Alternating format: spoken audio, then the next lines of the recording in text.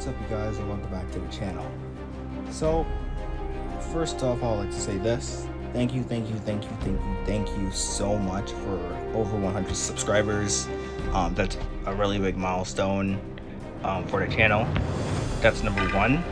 And number two, to celebrate, let's show off my new 6-star rank 3 champion, Titania. Now, all of y'all know that I have a 6-star Torch, I have a 6-star Spider-Gwen, Miles Morales, I-Bomb, whatever, right? And yeah, that was the other recording that I did with Titania, but the AI was being defensive. But anyway, what was I saying? Oh yes, many people know I have all those champions, but I chose to go with Titania. Now, you know, on the channel, we don't give a crap if the character's mid, because a lot of people have been saying that this character's mid, this character's not good, this character's bad, but she is a lot more versatile than you think. She is really good. For instance, she's immune to buffs, so she's good against Mojo. And I decided to rank up this champion instead of Human Torch because Mojo. And a lot of people banned Spider-Man 2099. A lot of people are going to start banning Quicksilver, and a lot of people definitely ban Torch. But not a lot of people are going to ban Titania. And people are going to underestimate Titania for this ability, that she's immune to buffs. As you could say, always active, Titania is immune to buffs. She doesn't need your help. So she makes the statement clear. She doesn't need our help. And as we can see during the abilities, we have haymakers, so 30 seconds they go on cooldown, but when it's not on cooldown, we get unblockable, unstoppable, and also indestructible. Also a burst of damage, insult to injury, triggering debuffs to block, and also getting a suppression debuff. Light attacks with the suppression, heavy attacks inflict a stagger. So Titania has a whole lot of debuffs in her kit, and it's absolutely insane. Now, we're not going to do the full quest, and if we do, brilliant, fine, whatever, I'll take it. But if not, then it's cool, you know? So right now we're on 8.1.4. We're getting Prowess Surge, 1-2 Punch, Prowess Picture, Everett Ruse, and Rise to Power, right? So let's look at all these nodes. I haven't really done this path yet. Whenever champion gains a bar of power, defending against permanent prowess, passive fury,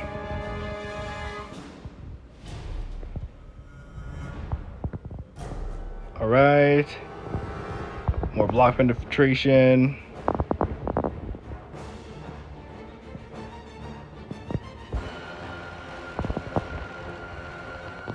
all right. So let's try to knock down the defender, shall we? So now he has a stagger. He has some more stagger.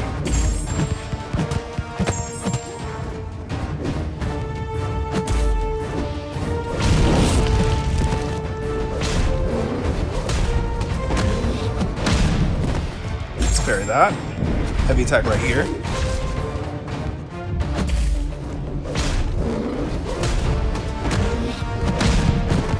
And as Titania says, she doesn't need our help. So, let's pause it right here. Debuffs last a lot longer. We get weakness and also suppression. But also the petrified debuff with the node. And as you can see, she's getting a lot. She's doing a lot. We're gonna block that. Get a heavy attack right here. Okay, we're not heavy attacking, so we're gonna go for an L2. Look at the burst damage, the physical resistance. We're gonna block that. And just look at the damage that she's doing.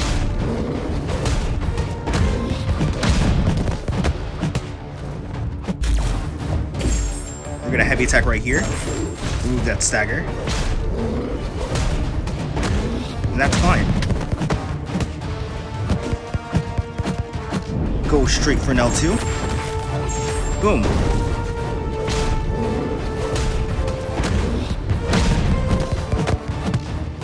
Go right for a parry here. Go for a heavy.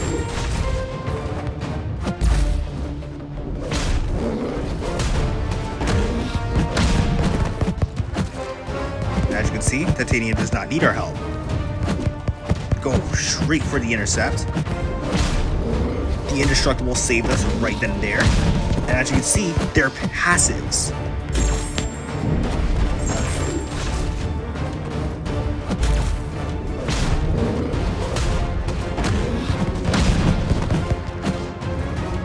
Parry right here.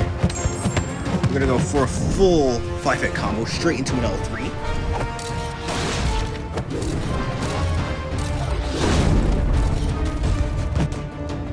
Chain for the heavy attacks. 1, 2, 3. Just gonna activate that. Dragon Man's gonna activate that. We had the stagger. And then now look at the Fury duration. 60, 62 now, and it's just dropping, but it doesn't even matter. The fight's over.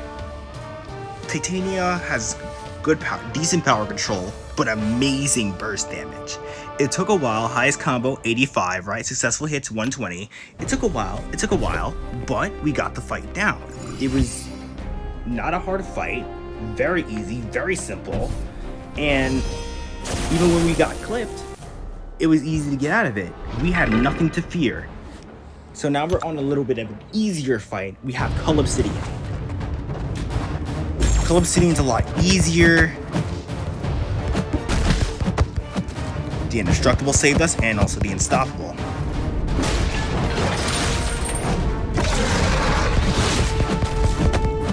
Please. Now with Titania, you don't want to do a full... You don't want to end off your combo with a medium. Heavy right here. And as you can see, the Indestructible just saved us. So what I like to really do with Titania is that if that messes up, I go straight for an L3. This way I get the bonus damage that I missed, and also I get more damage. So now he's gonna be more defensive. But now we can heavy attack him in the corner. And as you can see, just look at that burst damage. And he's going to be defensive. His block. Still going to be defensive. Because this is a guy. Expect. But he's down to 50%.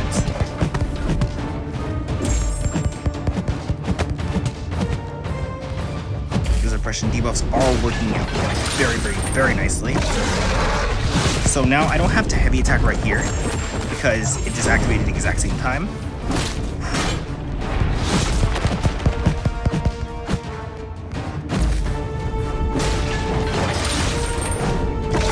But she's doing wonders in this fight. Titania is mid. Ooh, Titania is mid.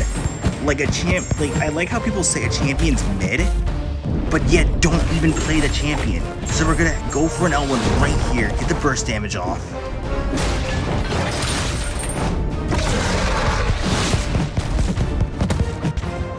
And off the play right there.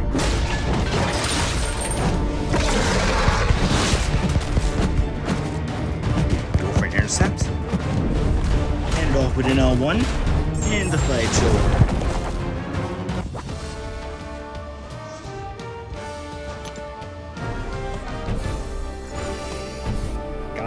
Remember, people have been saying Titania is mid. If this is mid, then I like mid. Go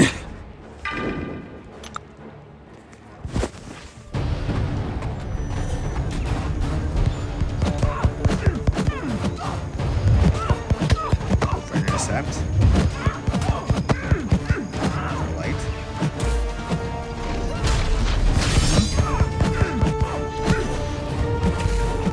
And just remember, we can also hit through block.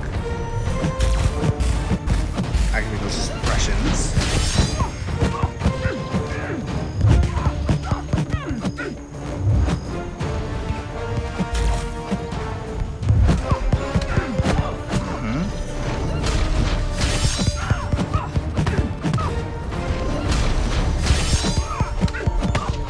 So, ooh.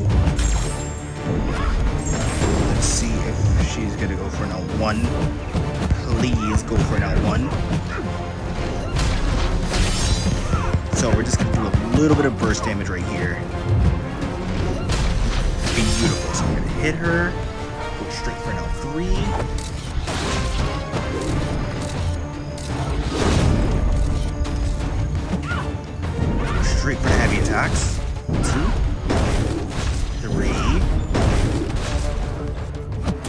just keep those suppressions up. Now she's gonna use it. Now just look at that. Just look at it. Absolutely incredible. Literally absolutely incredible. Absolutely incredible.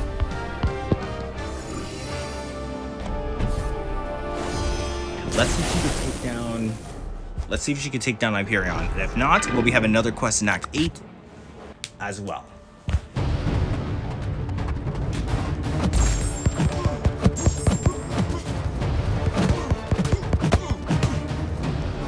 So she's great for Hyperion too, in my own personal opinion. Reason being, staggers. And also the suppression. The suppression really helps control that power.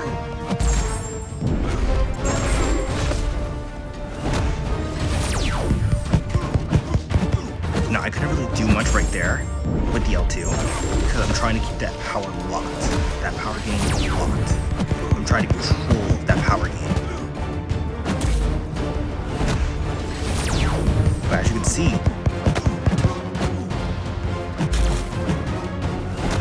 she's doing well controlling it.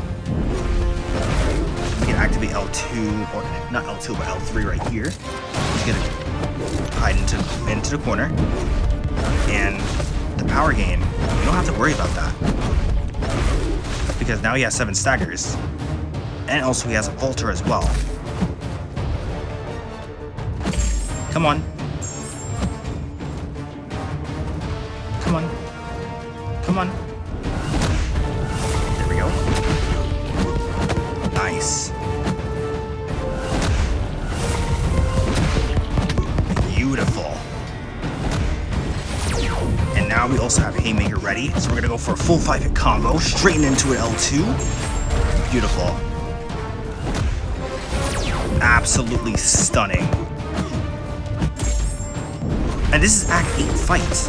6-star, rank 3, level 14. An Act 8 fight.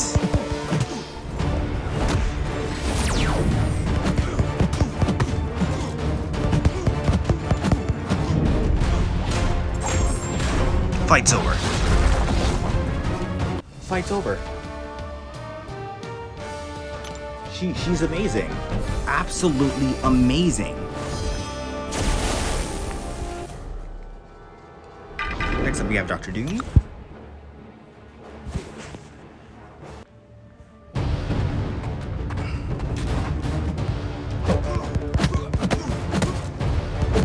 And Doom got nothing on us. Because we're immune. We are immune to buffs. So the Dexterity Mastery against Doom? Oh, I scooped that up. But it doesn't matter. It does not matter.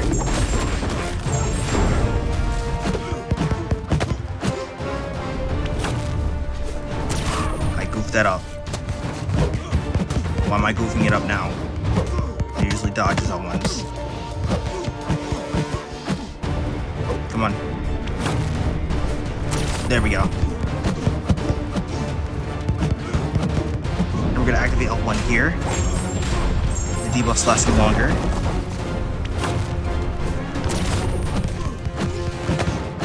So as you can see, those suppression debuffs are lasting just a little bit longer.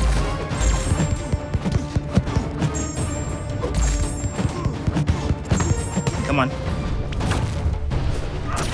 Oh, I mistimed it. No. Oh, man. Well, we're gonna finish up Doom with She-Hulk, and then we're gonna keep on going, and then we're gonna head out, and then we're gonna change the quest. But this is a great time for me to show y'all another synergy that's great with Titania. This is gonna be its own separate video, but the burst damage. She-Hulk now has burst damage.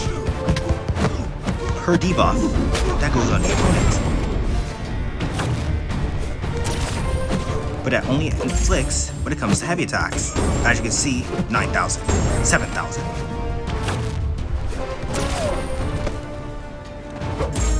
And these debuffs, they're so good.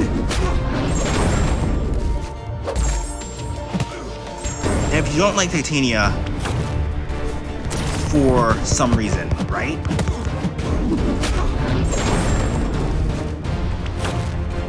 You have She-Hulk for the burst damage.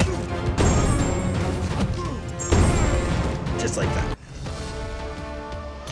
Of course, She-Hulk had to try to take the spotlight. But anyway, this is the She-Hulk showcase. This is a Titania showcase. So now, let's see here. Where's the quest? Is this it? Pretty sure this is it. Yes, it is. Okay. Then I should have started off with here first. Anyway, 8.1.3. And we're going to try to do a few fights here. And then we're going to do Labyrinth of Legends.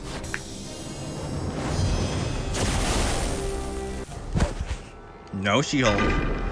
But now this fight here is Weapon, Exceptional X Gene, Disarm, Unarmed, Staggered Beauty, and Prey on the Weak.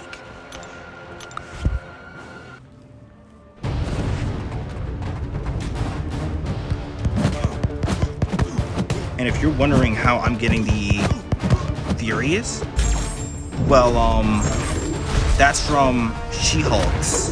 That's from the synergy with She-Hulk. So, at the start of the fight with She-Hulk on the team, you're able to get... Come on. You're able to, whatchamacallit, get 10 Furies immediately. Which is really good. Like, it's not the best because she can ramp up to the 10 Furies, like, stupidly, very quickly. But it works. So, I'm not complaining. Activate the L2. End it off with the light.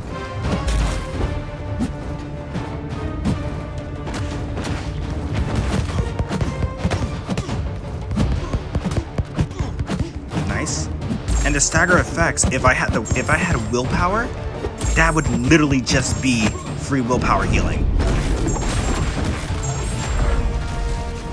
But I do not have the willpower mastery just as of yet. I do need to get it though.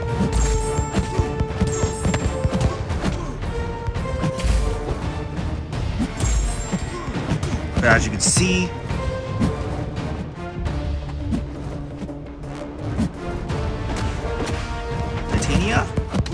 she holds her own. Very safe champion. A better version of Luke Cage and She-Hulk. Just literally without the immunities. But that doesn't matter because it makes up for it. It basically makes up for it with the unstoppable and the indestructible and the unblockable. It doesn't matter. It does not matter. And then let's not forget with the stagger, her buff control.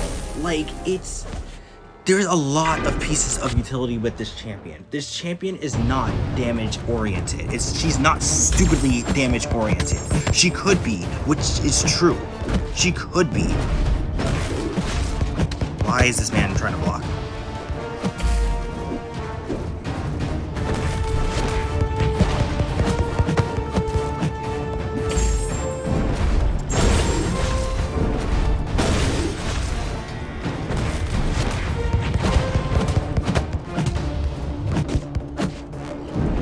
But like, it doesn't even matter. She does so much stuff. She's so safe. And she's able to tank L3s as well. With the indestructible. Like, what?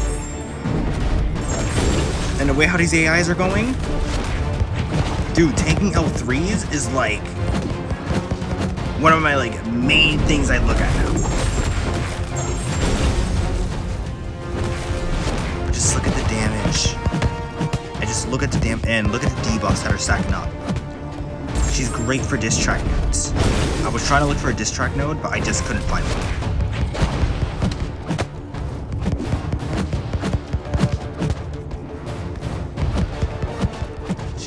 He's blocking what? Let's hit into his block. Now this AI is being a little bit defensive, only because it's Venom, so of course he's gonna be defensive. So what I want for him to do, right? I want for him to use his L1. Beautiful. Perfect. Now we use our L3. That was way too early.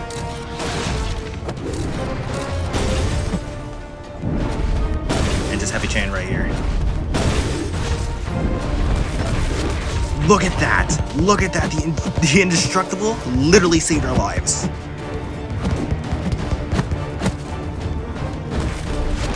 The indestructible literally just saved our lives.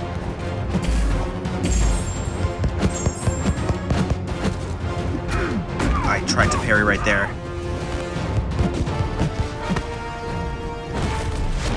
But it's fine.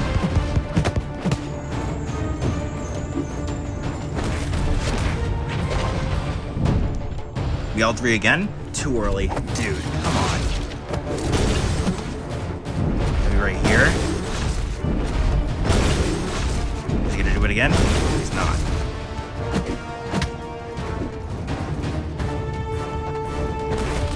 But we're good.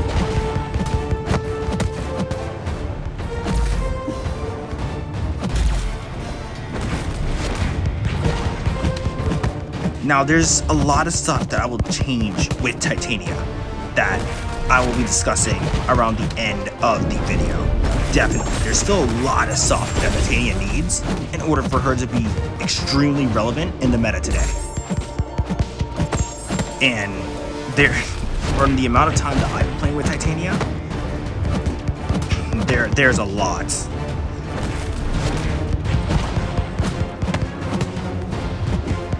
And I think this will be our final fight. Because this guy is way more chunky than I expected. He was way more chunky than I expected. So this will be our final fight of the video.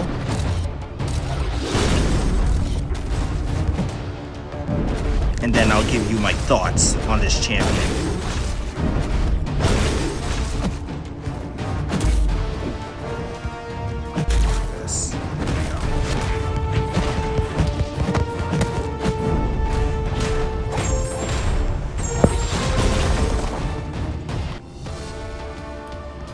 Whew. Well then, let's talk about her. Because since that was going to be the final fight, since he was very chunky.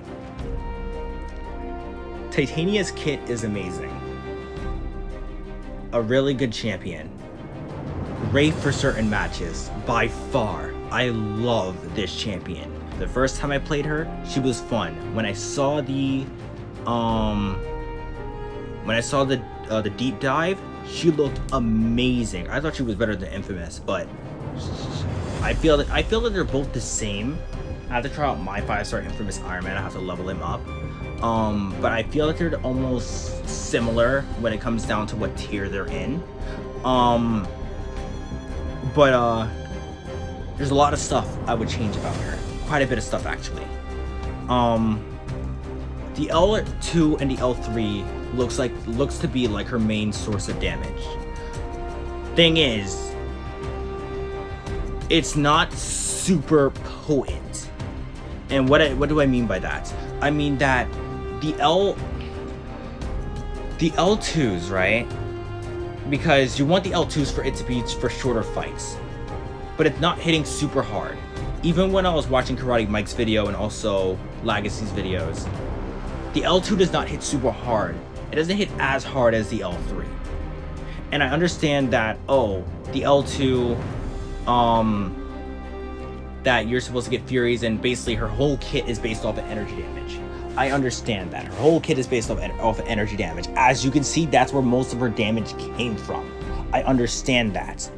But like, there has to be more there. If I'm stacking up furies and I'm stacking up physical vulnerabilities, and if I'm stacking up all of that, I want there to be more out of it, if you understand what I'm saying.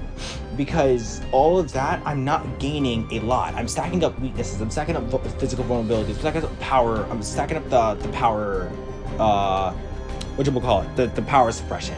But it's not enough.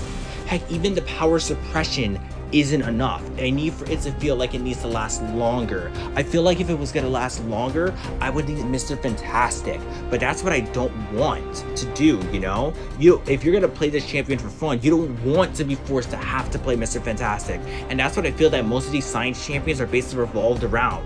Basically, you having Mr. Fantastic now to build up these damage, these debuffs, which in my own personal opinion, they need to get away from that, because Mr. Fantastic, you don't always want a Mr. Fantastic on your team. If you're gonna bring Mr. Fantastic, then you might as well just run Mr. Fantastic on his own. I feel that champions need to be champs on their own, just like how they did with Spider-Man 2099, just like how they did with Spider-Ham, and just like how they're doing with Quicksilver. They need to have champions that are on their own, not just with a super huge benefit for Mr. Fantastic. Like, I understand you want Mr. Fantastic to be like an Apocalypse, that's fine. You want him to be like an Apocalypse for the science class, that is fine. But I feel that they're pushing it so much so that Mr. Fantastic has a use, so they don't have to buff him again. Which, you know what? It's understandable, it's reasonable, but I feel that Mr. Fantastic still is going to need another extra buff, just like how Gamora needs another extra buff.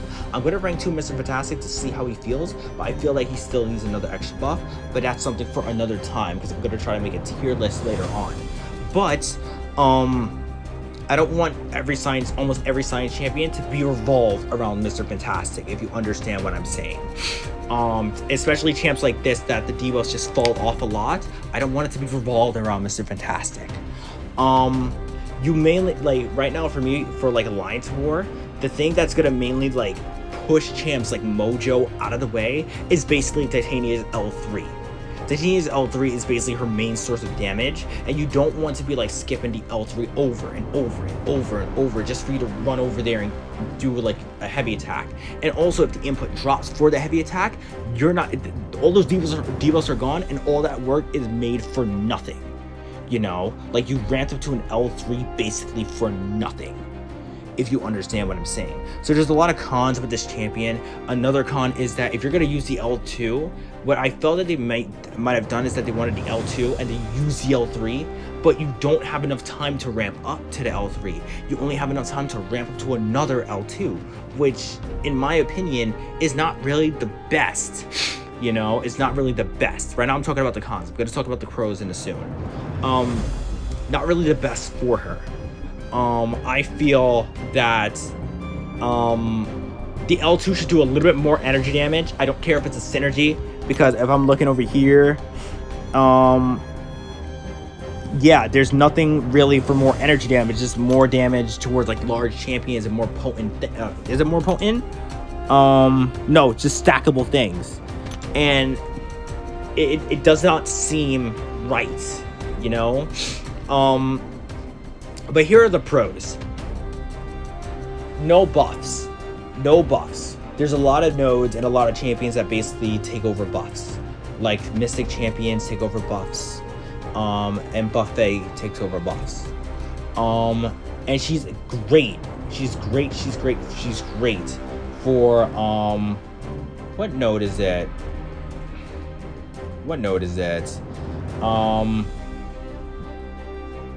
Crap, I forgot the node, but she's great for debuff nodes. And that's really good, because I can use her now for the science path in an event quest. Whatchamacallit? Yeah, there's no buffs. She gains passive furies, which is really good. Her furies are very potent. Like, it's there. Like, you're seeing the furies. There are a lot. And when I mean a lot, there are a lot of furies. Like if the AI is very aggressive, there are a lot of Furies, more Furies than She-Hulk. There are a lot of Furies, which you basically get out the damage with the 3K and the 2K. Like the damage is there. She has damage, but just not enough, if you understand what I'm saying. So that's why I feel like this champion,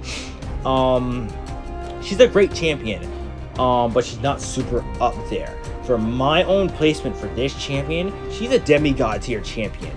Great for certain stuff, not great for others. But I'm very happy I have her. I'm not upset at all for rank 3ing her.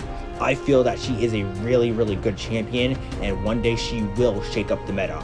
But what do you guys think? Do you guys think that she's a good champion? Do you guys think that she's bad? Or do you guys think that she's going to be underrated? For my own opinion, I feel that she's going to be heavily underrated, because one day they're going to need a champion exactly like this, and they only have Titania, and they may only have Titania at rank 1, and they do not have a Spider-Man 2099, they do not have a Torch, and they do not have a Quicksilver, but they only have a Titania at rank 1. But hey, look at me, I have a Titania at rank 3, and I'm ready for Alliance War, and if we hit tier 5 Alliance War in the next season, let them ban Torch and let them ban Quicksilver, because Titania is coming for their mojo. But thank you guys for watching, take care, and have an absolutely amazing day.